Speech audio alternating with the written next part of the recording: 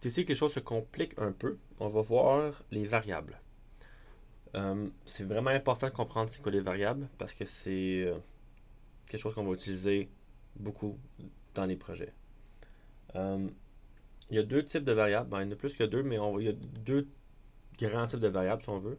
On a les variables d'instance et on a les variables globales. Donc on peut voir ici les variables d'instance, on les a vues un peu il y a un moment. Ils sont ici. C'est des variables qui sont uniques pour chaque instance. Euh, on n'utilisera pas de variables d'instance tout de suite. On va probablement les utiliser plus tard dans le projet, mais présentement, ça serait quelque chose par exemple.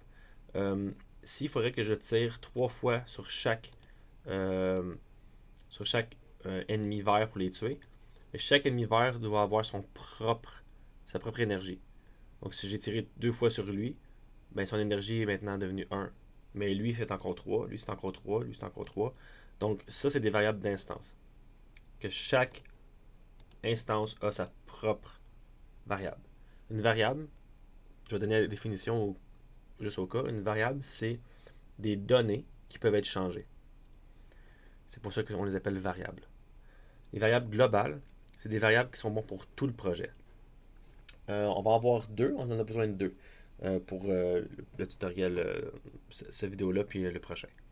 C'est, on va voir les variables qu'on va utiliser pour le score. Donc, ce qu'on va faire, c'est qu'on va aller dans Ajouter ici, à droite, complètement en bas, et on va voir ici Ajouter une variable globale. Donc, on va l'appeler score, comme j'avais dit.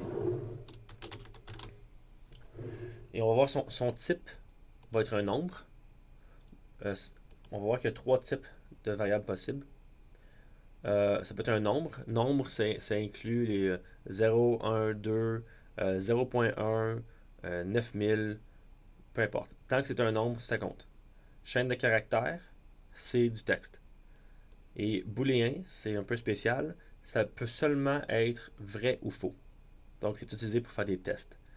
Euh, on va probablement les voir un peu plus tard, mais présentement, on a juste besoin de se soucier de nombre. Donc, quand on commence, on veut que notre score soit à 0. Donc, la valeur initiale est à 0. On clique OK. On peut voir qu'il est complètement en haut ici. On a un petit symbole de la Terre ici pour dire que c'est une valeur globale. Une variable, pardon, globale. Même chose, on va le refaire encore. On a besoin d'une autre qu'on va appeler Best Score pour meilleur score. Et encore une fois, quand le jeu commence, c'est à 0. Donc maintenant, on a nos variables globales. Et prochaine vidéo, on va voir comment on veut les changer à travers le jeu. Qu'est-ce qui va aller modifier nos variables.